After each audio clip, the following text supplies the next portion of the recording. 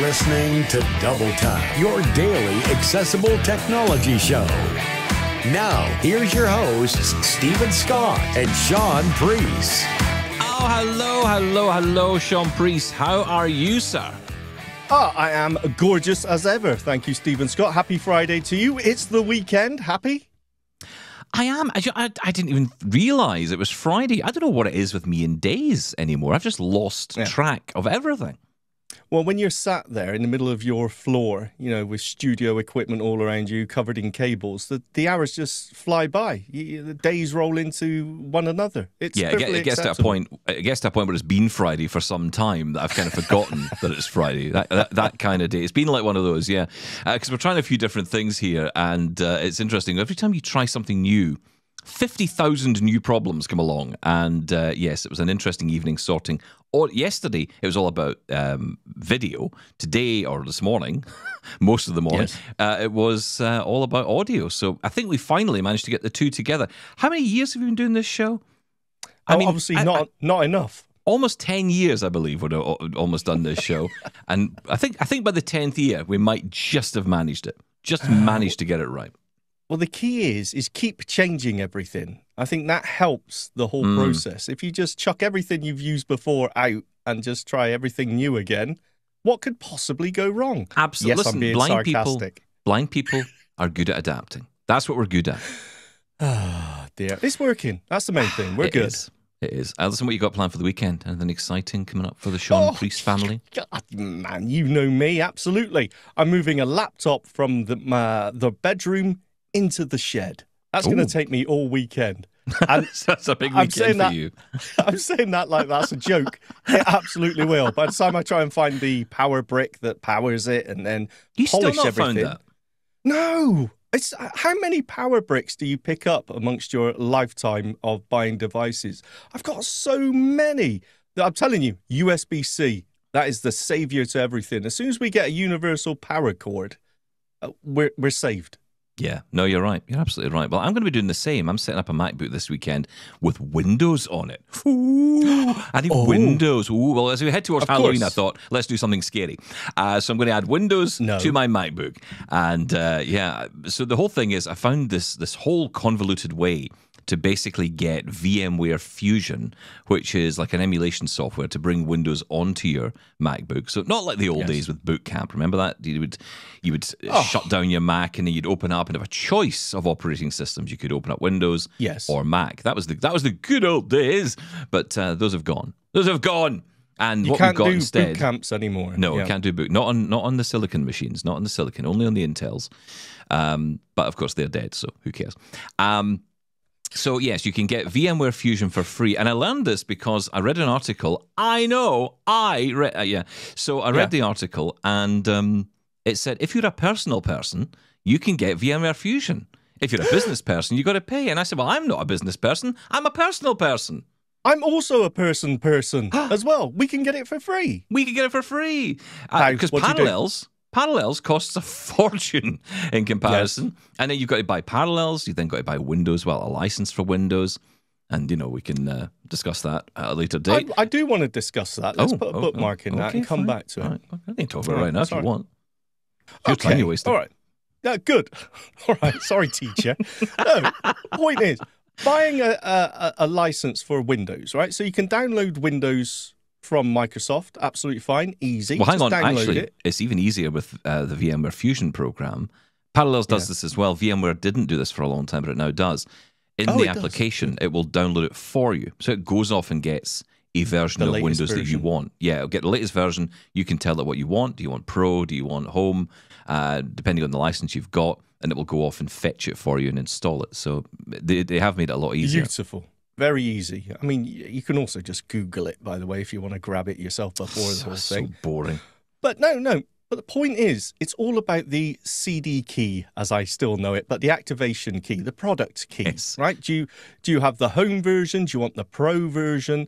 Now, if you go onto the Microsoft Store, for example, you can buy it there. It's quite expensive. You can do it all through the settings. If you type in activation into the Windows Start menu, you can find how you purchase a key. Now, I don't even know if I should say this. I went Now, online. Before you do, just remember we had Jenny LaFleury on from Microsoft. Microsoft people like us these days, so before you ruin that relationship, and this is something very different, but yes, similar vein. The point is, I don't know if this is okay or not, but there are so many, even on Amazon. You can go in, type in Windows Pro product key, and you can buy one I bought one for £9.99. £9.99 here in the UK. And it seems perfectly valid. I mean, I don't think I'm doing anything wrong. The website is there. There's lots of testimonials. It's all guaranteed. I download the key. I pay the money, download the key, put it in. It seems all valid. Is that okay? Am I not meant to be doing that? Well, I don't know. Look, I mean, what you're buying there is what's called an OEM key. Please do not. Actually, maybe I do know this. Original something manufacturer. Equipment manufacturer, yeah. Yes. Like if you buy a new computer, like a Dell computer, I remember that you'd always buy a Dell and there was a sticker on the box and that had the Windows key. So it would have like a Windows, and I remember it going back to Windows 7, so you'd have the Windows 7 product key on it and it would just be written there on the box.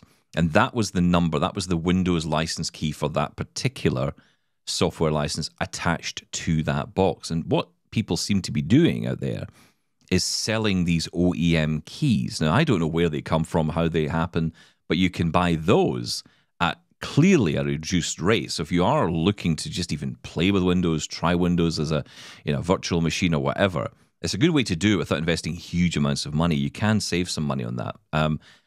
I don't know if it's one of those, it works for a while then stops, but I mean, you have done, that's exactly what I do. And I'll be honest, I've never had a problem. No, I know. Until today, obviously. Until now we've uncovered until this. we get turned off. That all these companies that are doing this have just been shut down. Well done, No, Sean. but let's be fair, right? I'm just Googling buying a product key. Yeah. I mean, it's out there. It doesn't seem, and I know exactly what you mean by OEM. So people who are making computers, for example, can buy it and ship it with a pre-activated Windows version OS on there. I totally get that. But I'm sure the ones that are listed on there don't even mention being an OEM key, that you can only use this product key for if you're an OEM. I'm sure it doesn't say. It doesn't even mention it. Well, it does. Sorry. It does on the website that I visit. It does on the one I've bought from. Now, that website, I'll tell you, because it's nothing dodgy about it. I mean, it's out there. Like you say, it's nothing weird. I think I've got this right. CJS keys, is that right? I think that's the one I've used sounds familiar, before. Yeah. Yeah, and that's the one you can buy. You can buy lots of. You can buy Windows 10 license keys and Windows 7, so you can get license keys for different products. It's mainly Windows itself. You used to be able to buy Office product keys, but now, of course, that's all subscription, so you don't need to do that anymore. But yeah, I mean, it's not like a hacker's paradise. That's not what this is, and you're not buying something that's going to cause you any problems in that sense. You're not going to have any privacy or concerns. I remember the days. Let's be honest about it. There were days when people would go to websites. I'm sure I did it. In fact, I know I did it many times. You go to a website, you would download Windows, pre-patched and all the rest of it. Remember those days? Yeah, of course. And it was you were always worried about what you were downloading because you had no idea if that install of Windows had software in it, like malware. And, hacking capabilities for people, whether it did or not, we still did it. But, it was a real concern. And there were people who were hacked as a result of it. That's not what this is. This is just a key to activate Windows.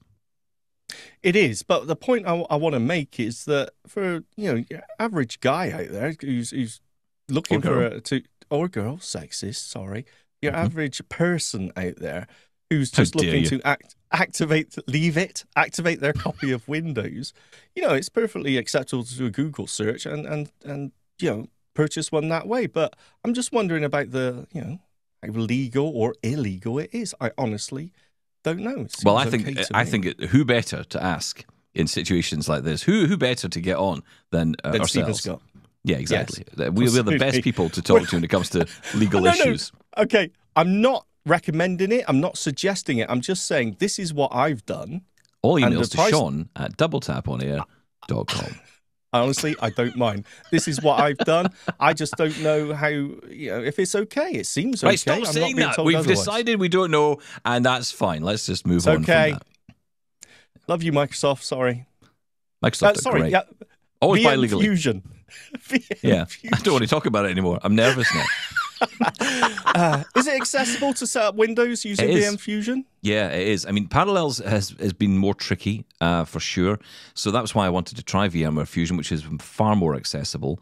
And you know, the process of getting Windows set up is always a bit tricky, I find, with these applications, especially trying to get a narrator to get started sometimes. Just even that alone can be tricky. But once you've got narrator going on the Windows, once it's actually loaded up and you've got narrator going, you're inside the window essentially of an application window, you can then, you know, that's you. You're in Windows and you just treat it the same way. Okay. There's a lot of work to be done in terms of the keyboard and, you know, there's lots of tweaks you can make to make sure. For example, you could have it in Windows where you can Command C as opposed to Control C for copy, that kind of thing. You can actually change it to that so that you don't have to change your way of using it. I don't like that. I prefer to have it set to the Windows shortcuts because I'm used to those, and I also want to feel like I'm using a different system. I mean, you can do all stuff. You could also have a separate keyboard attached that would only be for Windows and that purpose. If muscle memory is your thing, you can do doing all those settings, changing and tweaking all those settings is accessible through VoiceOver. Yes, brilliant. Oh, all right. Very good. Yeah, no, it's good. I mean, you know, all these things have their quirks and all the rest, especially when you're trying to get in and out of the software. Sometimes there can be little tricks. And again, it's all about the settings, but it is something I'm dipping into this weekend. So I'll let you know how I go on. So I'll come back on Monday and screaming and shouting, saying it was the worst idea ever. There's our exciting weekend. Yeah, actually, does kind of sound pretty good, though, doesn't it? I mean, that's like a fun Saturday. Well, we're skipping over you actually, you know, you're setting up a new MacBook here. We're skipping over that. But something I do want to talk about is you did buy something this week. Yes, what Stephen bought this week? Yes.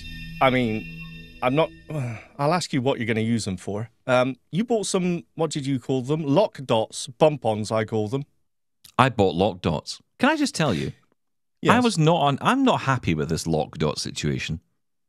It's an absolute disgrace. It's a racket. There, I've said it. There's a racket going on in the bump-on community. Because and the lock dot, yeah. Because here's what's happening. You buy. I went on to Amazon, right? I had a look at because I thought, okay, I know I can get them from RNIB, but I know you had some issues with the website, and I thought, you know, just to see because I know I can get them quicker through Amazon. Are they there?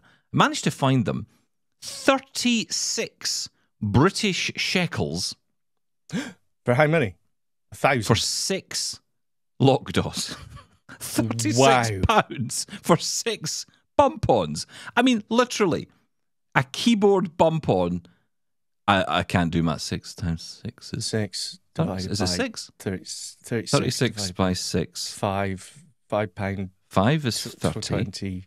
So 6 would be... Feedback at doubletaponair.com. 6. There you go. I've done it. £6 per bump. £6 per bump.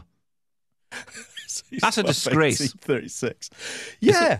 No, you're right. That is absolutely. This is disgusting, though, isn't it? Why are they that? Hang on, though. Wait. That was Amazon. You know, sometimes third-party sellers, they can put whatever price on.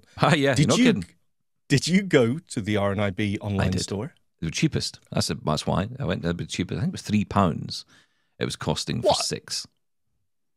Hang on. £3 for all 6. No, I'm not even chancing that because I can't do that.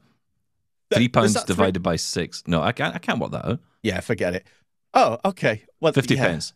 I don't know. That is a big difference. Okay, so that's definitely worth it. Yes. Oh, yeah. I mean, like a huge difference. £6 versus whatever £3 divided by 6 is. Yes, it is definitely worth getting this. So I got 10 packets. I'm going to bump on the world. Yeah, because I never have enough. And then I go through them and I use them. You know what I'm like? I get a computer. I then give it to you. Yes. And I listen, I give you my bump-ons. I actually should get them back. I don't want them. You gave me a remote control once, and I thought, this button doesn't do anything. And then I found out it wasn't a button. It was the biggest bump-on I've ever seen. I thought it was a joystick. What was... And underneath that bump-on was a tiny little button. You don't need it. You don't need bump-ons on keyboards or remote controls. You haven't lived until you've done a bump-on parade You're across bump-on your keyboards. Addicted. I am a little bit addicted to them. Question. Yes. What's the difference between bump-ons and lock dots? So lock dots are tiny. So, you get a laptop, right? And you close the laptop lid and your keys are there. And, if you had a bump on, which is like a dome, right? A little tiny dome that sits on your keycap. You close your laptop lid down, you're going to whack. You're going to whack that keyboard. You could actually, by pushing in the keys, the lid of the laptop will be pushing down the key. Whereas with the lock dots, get aggressive. tiny. I only do aggression. The lock dots, tiny little dots, and therefore when you slam that lid down or close it gently, you're not going to touch the keyboard because it's at the same height. It's just a very subtle bump. That's all it is. Almost like the one you would get on the F and J keys. I was just going to make that point. Stop it. Or the number 5 on your telephone.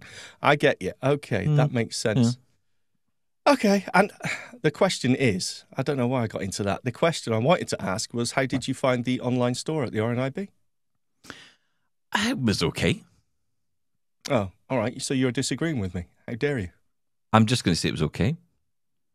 I'm going to leave it there. Oh, okay. All right. Okay. Mm-hmm. There we go. We'll leave it there. Thank you. Moving on. So, fun and games.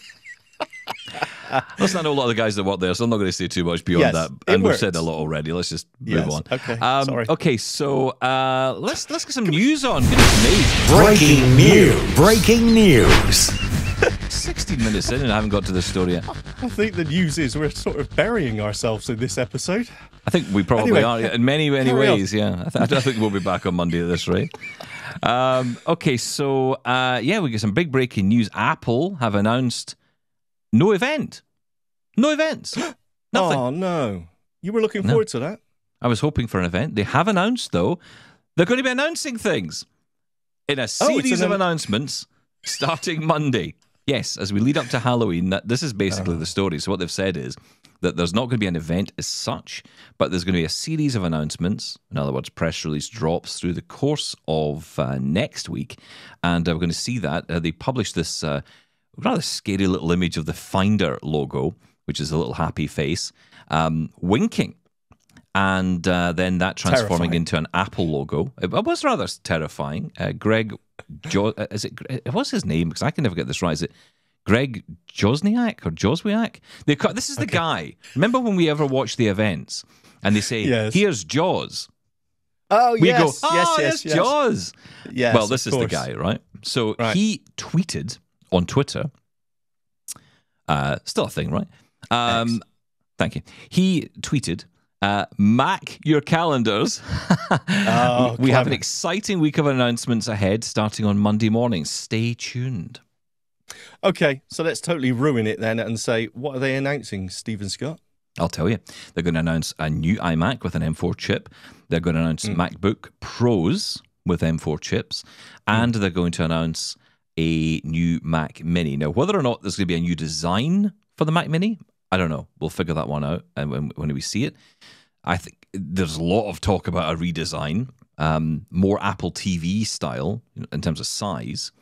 Really? Yeah, very small. Well, I mean, there's nothing really in it anymore, and they're removing a lot of the big ports they used to have. The big ports. They're going to just leave the small ports. Yes.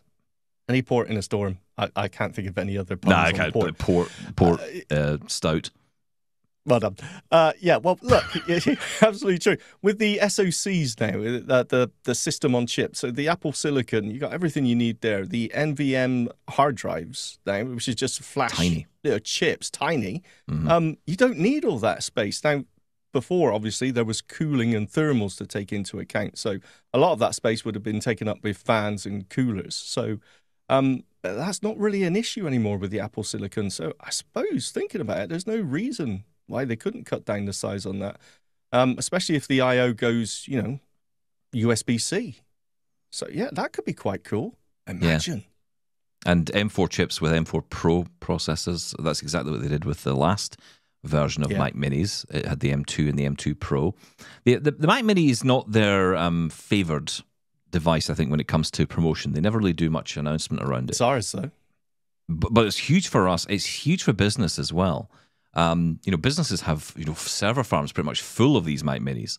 Where it used to be servers, they tend to use the Mac Minis for a lot of that stuff. Remember, actually, there was a time they used to sell a Mac Mini server, and then they stopped selling that.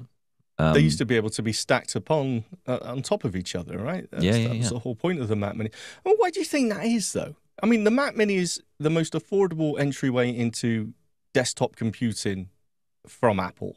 So, consumers love it.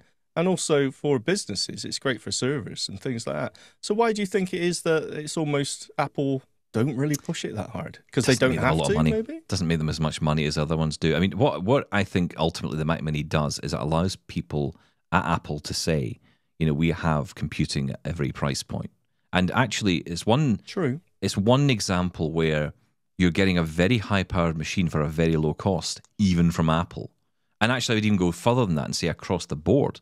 Because you look at any alternative out there at the similar price range, it's going to be okay, but it's not going to be as good as that. You're not getting that hardware inside, a similar priced PC. So you are getting a good piece of hardware, and it's easy to, sit on your desk, connect up a few peripherals. I kind of love that whole bring your own device approach they have. You don't get a keyboard, you don't get a mouse, you don't get a monitor, you just get a box and you attach whatever you want to it. You love it in that way, but if you get a phone without a charging cable in it, it's an absolute disgrace. I know, it's a disgrace. When we lost the power brick for the charging cables, that was terrible as well. But in the case of a Mac Mini, I think you should get a keyboard with it at least. Come on now. Well, I think most people, if you're upgrading, you've already got a keyboard. So what would be the point? If you've got a mouse, you've already got a keyboard. Yeah, you've already got a monitor. I'm pretty sure. Well, this is the other rumor, right? So there's rumors that they're going to upgrade all the Magic accessories as well to USB-C, which is not a huge surprise. Again, maybe not worthy of an event, and possibly not something they want to shout about too much. They just want to, get this line updated to USB-C. And then I think that's pretty much it. Everything else is gone. In fact, I saw a thing on Twitter the other day, and it was a picture of the box of a Lightning to USB-A cable, and they said both dead ends. Now USB-A is kind of done. Lightning is clearly done. But yeah, I mean, it's just very interesting. But equally, I don't think anything hugely exciting is coming. The only one thing I'd love to see change. I don't care much for the Magic Mouse. I used to years ago. I loved it. But I don't use the mouse anymore, or as much, if at all. And the one problem I also found with the Magic Mouse was the fact that it had the charging port on the bottom. So really bad design. Ridiculous thing in the world. Yeah. Nonsense. But I don't care. Maybe that'll change. Maybe that'll change. Who knows? But anyway, yes, we will get a slew of announcements starting next week. Now, I'm guessing that is nice. I'm guessing we will not be able to air the first announcement on Monday because it may be published just after we record the show. Yeah.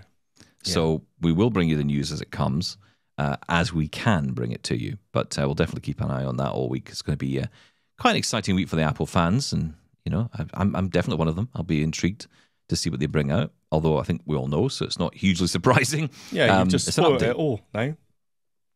Well, it's a refresh, like you say. We're bringing everything in line with the USB-C. I think is a big deal. But I'm really interested to see the benchmarks on the M4 and the M4 Pro to see if there is a significant increase in that. Yeah, definitely. Let's and the fact that the only device to have an M4 at the moment is an iPad. I find that just totally bizarre. I know. This rollout is really weird. Anyway, some other news. OpenAI plans to release its next big AI model by December. Now, there's not a huge amount of detail than that. It says, according to The Verge, OpenAI plans to launch Orion, its next frontier model, by December, which is interesting. But there's a difference here. Unlike the release of the last two models, which was 4.0 and 0.1, Orion will not be initially released widely through ChatGPT. Instead, OpenAI is planning to grant access first to companies it works closely with in order to get them to build their own products and features. That's according to a source familiar with the plan, reports The Verge. Now, that is interesting because if this is the visual model that we've been waiting for, and we had the email yesterday, we've had messages before, people asking, when is Be My Eyes going to get this new capability, this new visual model? If that's what's being launched, then this could be when we're going to see it happen. Remember, OpenAI have to announce it It's nothing to do with Be My Eyes. OpenAI have to announce it and make it available. But if they're going to make it available to companies first, that could be great news for us because we don't really need it in the ChatGPT app. Selfishly, we just want it through Be My Eyes. So if that's coming, then I think things are going to get Be My AI, I should say. Then that is going to be very exciting. Yeah, I'm wondering where else it could pop up as well. Obviously, we're always talking about Be My Eyes because they're doing so much work behind the scenes. But I mean, this could turn up anywhere if developers. It depends how OpenAI class, the partners they've worked with in the past who gets access to this. But either way, if it gets rolled out, I mean, it's good news for us. And eventually, of course, it will get rolled out everywhere, right? I'm just interested to see what this actually does. Orion. The thing I read about it was that one of the engineers was saying that it's going to be 100 times more powerful than 4 or 4.01. And then you start to think, wow, what does that actually mean? What does that even look like? Well, that actually makes sense, though, that they're not going to roll it out as quickly or as widely. I think that makes sense. Maybe this is the way that OpenAI will go, actually. Instead of actually producing a product themselves that goes out, which obviously creates a huge amount of stress on their systems if they open it up widely. You can have issues then, trying to get good responses and all of that because everyone's using it. This way, they're kind of, cutting it back a little bit and saying, okay, look, there are certain businesses we'll work with. We don't know, but we would imagine Be My Eyes are going to be very much as part of that because they already have been a huge part of the work that's been done so far. And we're not talking out of school here because Be My Eyes released that video demoing what they could use that power for.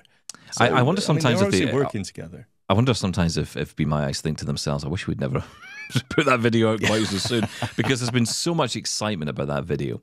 And rightly so. I mean, to me, that is just the next level, and then, of course, we're thinking about the glasses and the partnerships, and you're just going, oh, the potential here is amazing. So we wait and see. We wait and see. But Orion is going to be the successor to ChatGPT-4. Whether they call it GPT-5 is yet to be seen. And I think that, I think it might matter because the talk is that GPT-5 in early testing has been so powerful that it is almost terrifyingly good. And I think there's a fear, perhaps, that, maybe GPT-5 is something different, which has got more capability in it. So I think the naming does actually matter here because I think it indicates where the company is going. Because it is getting more powerful by the day. There's no denying that. And more people are getting into the idea of using it. Of course, I mean, Apple Intelligence, rolling out in 18.1, which is now landed. I'm seeing a lot of our US friends very excited about this. And, I'm almost hearing people who would not necessarily ever use Apple Intelligence or even things like ChatGPT suddenly finding a use case for it. And I think that's where Apple are good at this because they are going to make they're not going to be as ahead as others. They're not going to be jumping ahead and doing the kind of stuff necessarily that GPT is doing, but it doesn't necessarily need to. It wants to make Apple Intelligence AI as what it is, make that as accessible to people in, as many ways as possible. It's almost ambient, they want to make it. I'm stealing the phrase from Amazon here with ambient computing, but it's almost that you don't even know you're using AI, to get the summaries of, hey, this information's in this conversation thread or whatever. But I kind of disagree because I think they've really got to do something with their voice assistant. And if that doesn't sort of wow us out of the gate, I think you could have missed the trick on that, but we'll wait and see. Speaking of Apple as well, just one more announcement from them. Apple Watch sleep apnea notifications have gone live in Canada. So if you've got the Apple Watch, now if I'm right in saying Series 10, but I think Series 9 gets this as well. Yes, I think so. And the Ultras, obviously. Then you'll be able to get access to sleep apnea notifications. Let's just remind ourselves of what this actually means. This is from the Apple presentation on sleep apnea notifications on the Apple Watch and iPhone. To detect sleep apnea, Apple Watch uses the accelerometer to monitor a new metric during sleep called breathing disturbances. You can view your nightly values in the Health app, which can also help you understand the restfulness of your sleep. Every 30 days, Apple Watch will analyze your breathing disturbance data and notify you if it shows consistent signs of moderate to severe sleep apnea.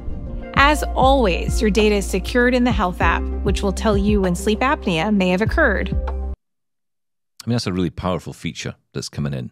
And I think that a lot of people, like me with the low blood pressure problems I had, being identified by the watch, immediately made me seek help.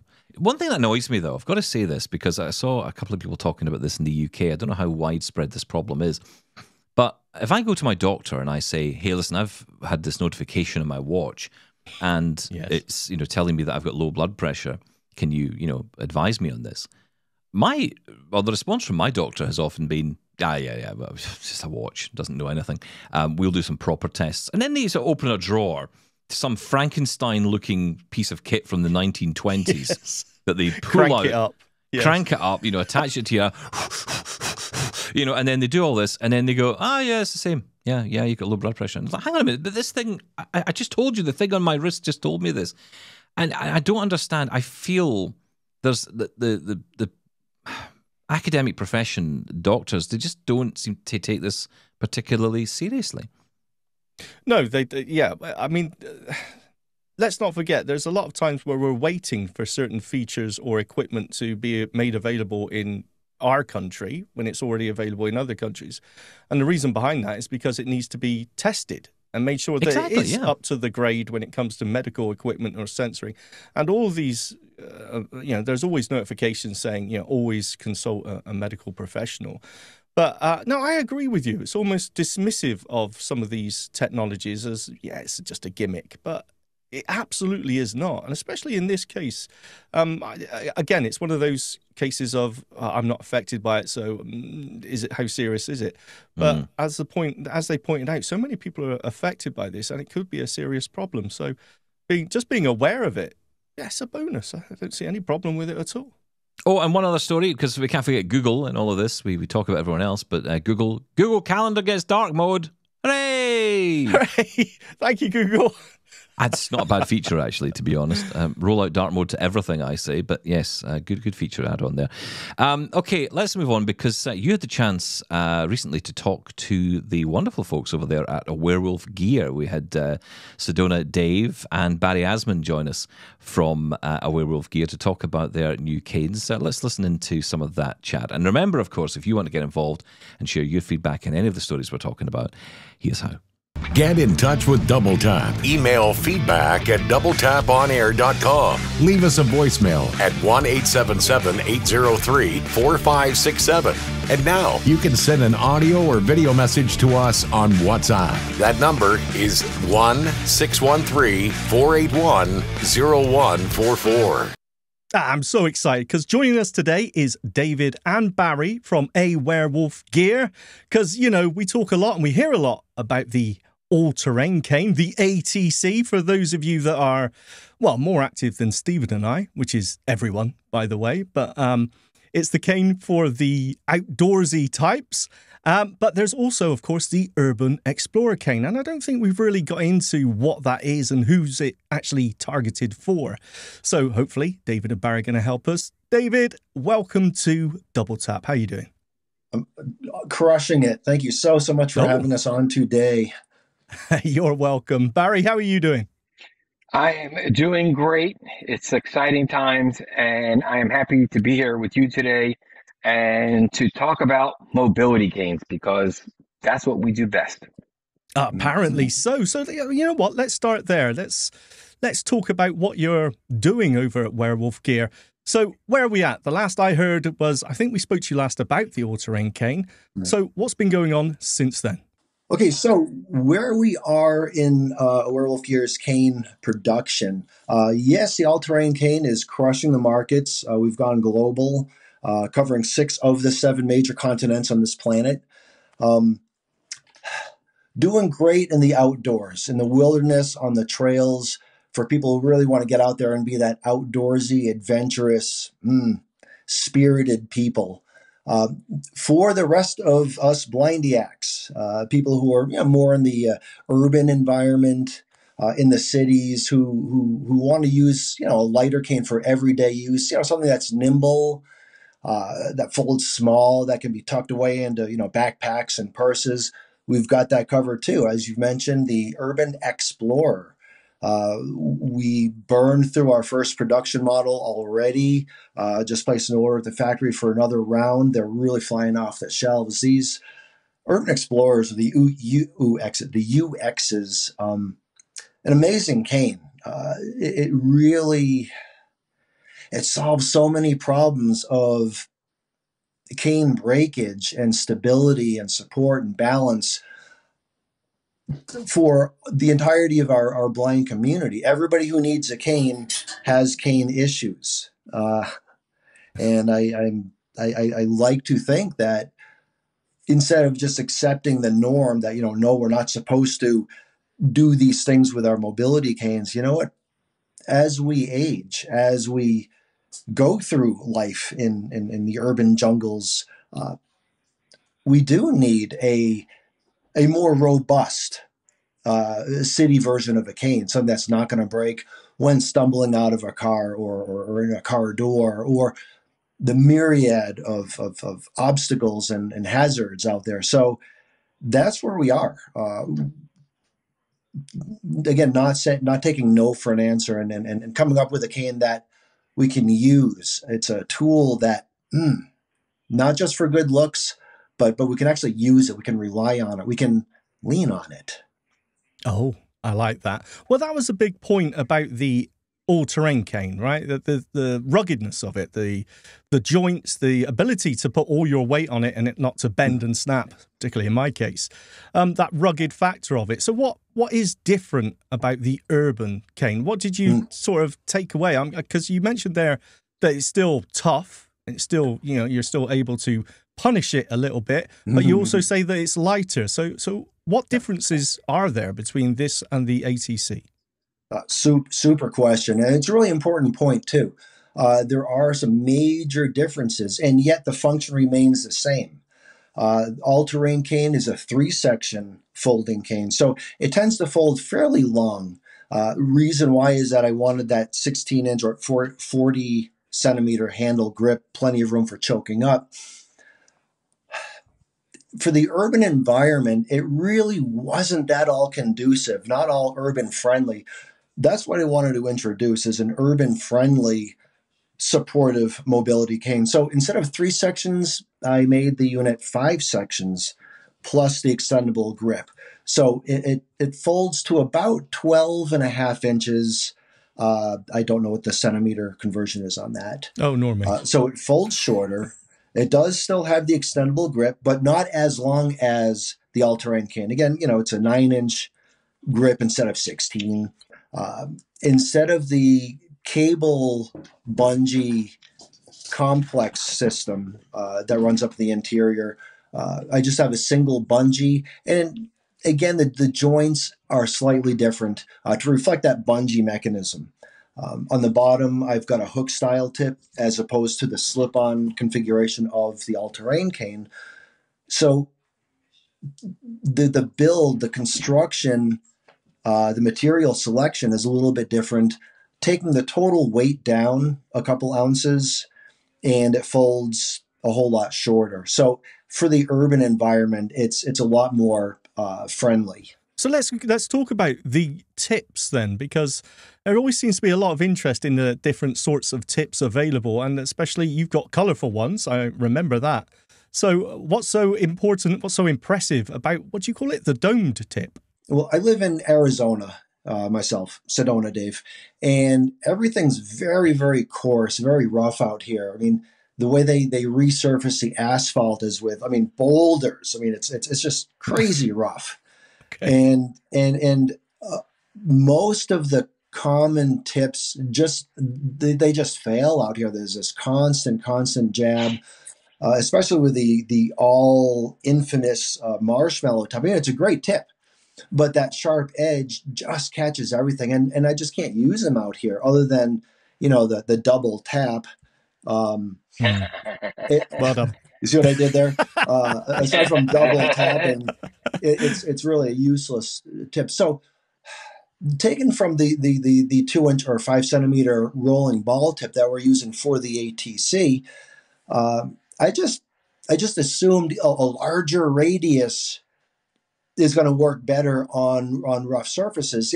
Like skiing. Why don't we slap 2x4s on our feet? Because we're not going to go anywhere. So get a larger radius at the end of the tip, and we might have a bit more success ambulating these rough surfaces. So I started out with the common marshmallow design and just rounded that edge off a good 15, now I can speak your lingo, 15 millimeter radius curve at the end. Thank you very much. And that shape change alone reduces jab tremendously. So it's just a small design change. Do we need, a better or no jab cane? I mean, they're nice, but I don't think the problem lies in the handle or the spring mechanism of a no jab cane. It starts at the tip. So if we can incorporate a better designed tip, reduce the jab, and enhance our ambulating experiences. And I believe Barry's got some demo dome tips in front of the camera somewhere, so you can really see that. I do. So I am holding up a Sedona orange. Again, our dome tips are hook style tips. We have sherbet pink. I've got Hello Yellow here attached to my Urban Explorer over here. We've got the classic red, and we got the original white, which, by the way, the Urban Explorers come with the original white. That is what they come with. And I apologize, I don't have one here on my desk. It's out and about right now. But we have our new Desert Blue dome tip, which actually, for those of you who are sighted, and you can see this, the Urban Explorers actually come with this tactile keychain attached to the bungee, where you, or I should the clasp, the bungee, where you fold the cane, and it is this what we call the Desert Blue, which is the primary color from a branding standpoint, which we have for the Urban Explorer. So yeah, it's really sweet, and just there's a lot of not just excitement, a lot of interest, a lot of demand in the color tips. We want people to be able to personalize, give it their own little flavor. They're almost like little lollipops, these dome tips. So, but please don't eat them. Please do not eat them. Well, that's important though, right? Because, I mean, you mentioned about being able to spot, hey, that's one of our canes in someone's hand. And, yes, the different colors you mentioned there, by the way, Hello Yellow and Desert Blue, it's like Ben and Jerry's over here with the naming. Yeah, but it's exactly. Chunky Monkey, right? Yeah. All right, don't insult me. I get it. But the point I wasn't talking to you.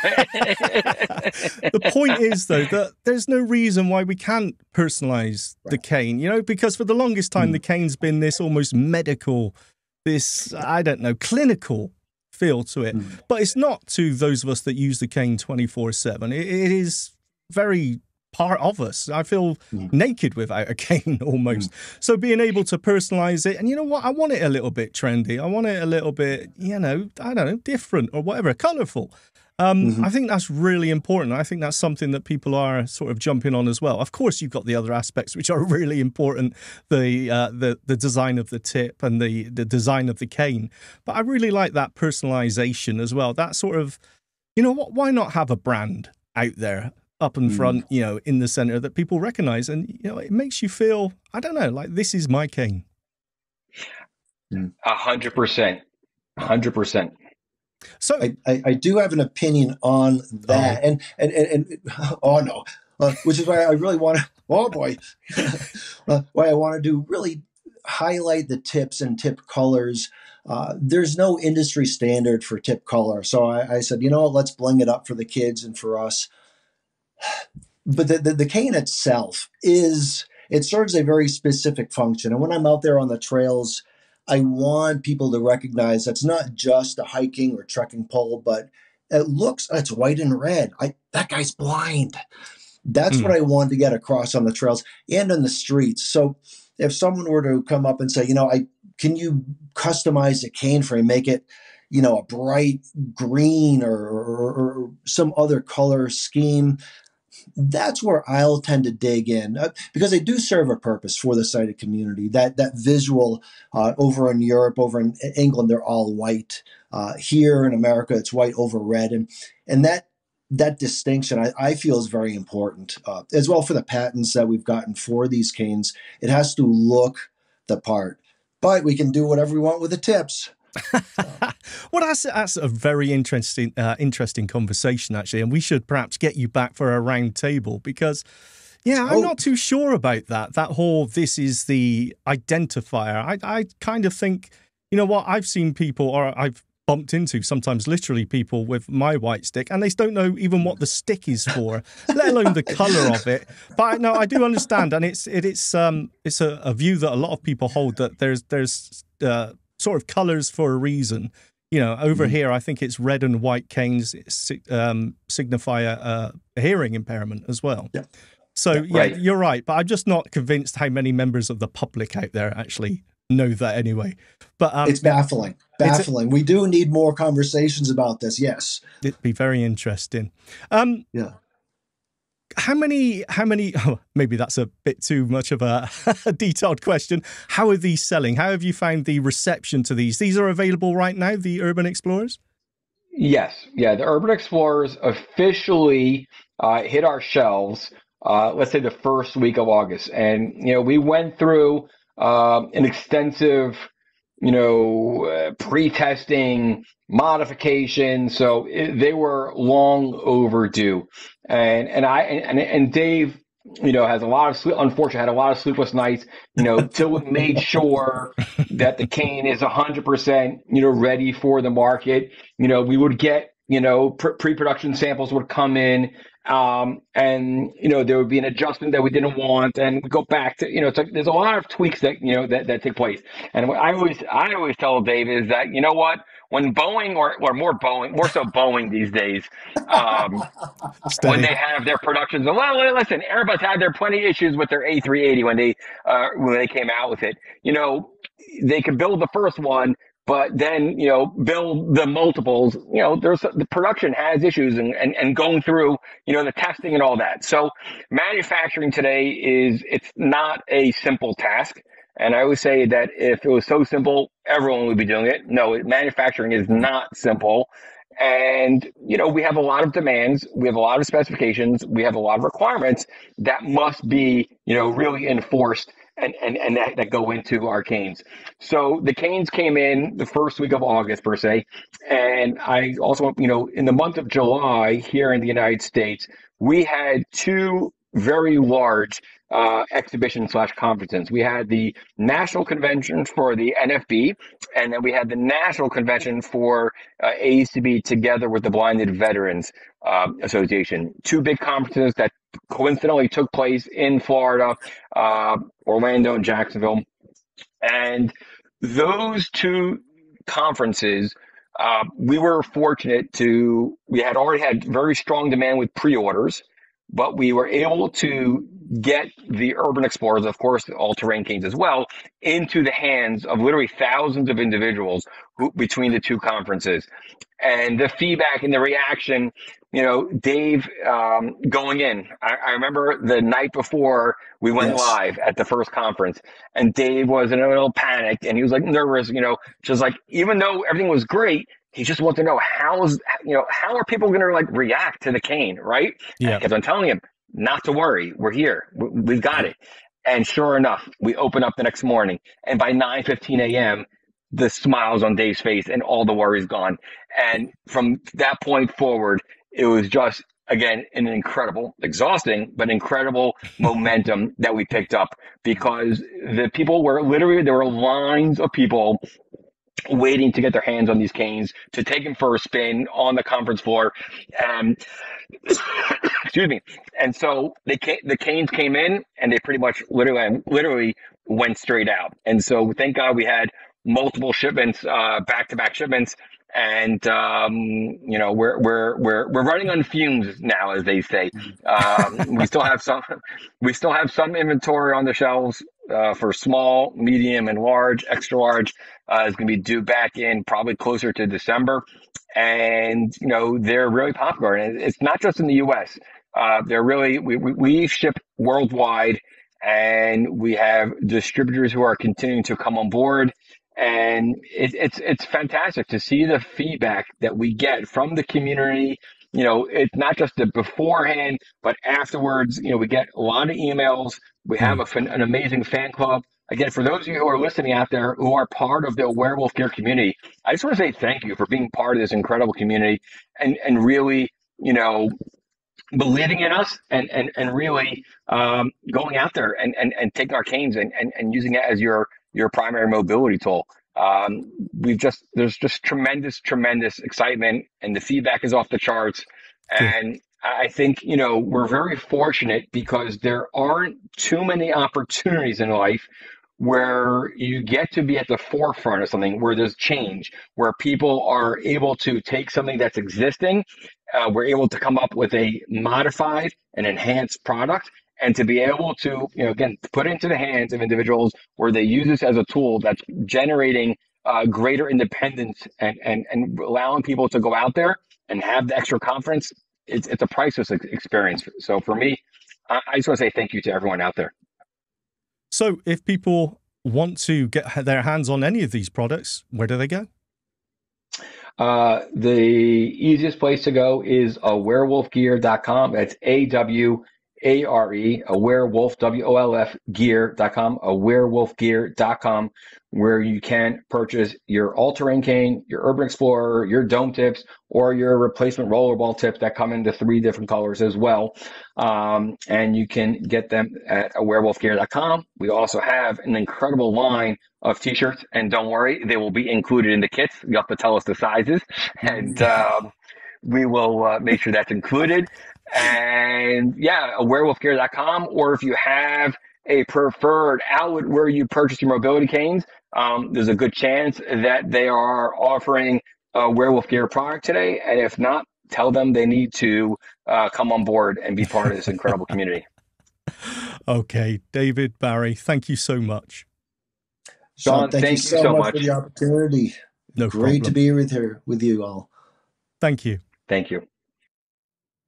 Such an interesting conversation, such an interesting bunch of guys, right? Just loving what they do. Yeah, absolutely. It's that passion behind it, right? It's almost like when Amos talks about Glide. He loves to get in there and just find what works for him first. And it's exactly the same with these guys as well. Yeah, very exciting. Yeah, so you can get the canes, as you were hearing there. You can get the All-Terrain and the Urban Explorer now, which is fantastic. A Werewolf Gear have very kindly said they're going to send us a couple of samples to try, because I'll be honest, I think the all-terrain cane is probably not for me because I'm the least rugged person ever. Yeah, true. Braided USB-C cables is about as far as I go in terms of roughage. Exotic, yes. Yes. But Urban Explorer sounds good. Urban Explorer does sound good, because I think we all want a cane that's strong enough to withstand what it's, the environment it presents, and it is getting tougher out there, no doubt. This dome tip thing sounds quite interesting as well, because immediately I'm kind of writing this off as, it's just a mushroom tip. But the description there doesn't sound that way. It sounds more like a just smaller, more focused jumbo ball, Yeah. I guess. That's the impression I'm getting from what they're saying. Again, my knowledge of the cane tips, is really limited. I've only ever really used one, and the odd time I've borrowed someone else's and tried someone else's cane with a different tip on it, it's been, oh, this is terrible. I'd be really interested to try this out and see what the difference is. Yeah, well, werewolfgear.com is the place to go. You can also see even more about this in our YouTube channel. We did a whole video on smart mobility and getting around, and we did talk about the canes. We talked about the WeWalk Smart Cane as well, which is coming out. That should be due out now, if not next month. So looking forward to hearing about that. But I've got to say, the conversation on our WhatsApp inbox and also in our email inbox is around Glide. Everyone is excited around Glide. And it's interesting, there's 2 stories, I think, as we come to and we're not quite there yet, but we're nearly at the end of the year. I was starting to think about, what we're going to put together for the end of the year, to just kind of look back on the year. And, I think where we started, we were all on about AI, and we were really excited about AI. And then we talked about the potential for hardware. And now we're at the point where, the conversation is rooted in Meta Ray-Bans and now smart mobility through Glide. So we're going to dive into the inbox fully on Monday. We're going to just roll through all these comments you've been sending in, because there's so much in there to get through. We'll go through as many as we can on Monday. And do keep your comments coming in over the weekend. We love getting them. The WhatsApp is proving popular, and I will say it's lovely to hear from a lot of you who are getting in touch from parts of the world that we didn't know you were listening from. There's loads of people listening from all over the world. I think the most recent message I heard was someone in Sri Lanka. So hello to you. Yes. We'll get your message on there soon. And also just, I think for a lot of people it's easier, for people to contribute that way. So that's great. But if you still want to email, if you still want to call, then you absolutely can. So keep in touch. All the usual ways, feedback at doubletaponair.com, 1-877-803-4567 is our phone-in number. And of course, you can leave us a WhatsApp message on 1613. Sean? 4810144. Beautiful. Thank you. Listen, have a lovely weekend. You enjoy spending time with your Windows machine. I'll enjoy spending time pretending I have a Windows machine. And it's going to be great. We can talk about how tired we are on Monday after our Weekend experiences. at Nerdies. I like it. Weekend at Nerdies. That Enjoy is the yourself. title. That is the show title on Monday. Thank you, Sean. Bye-bye. Thank you. Bye-bye.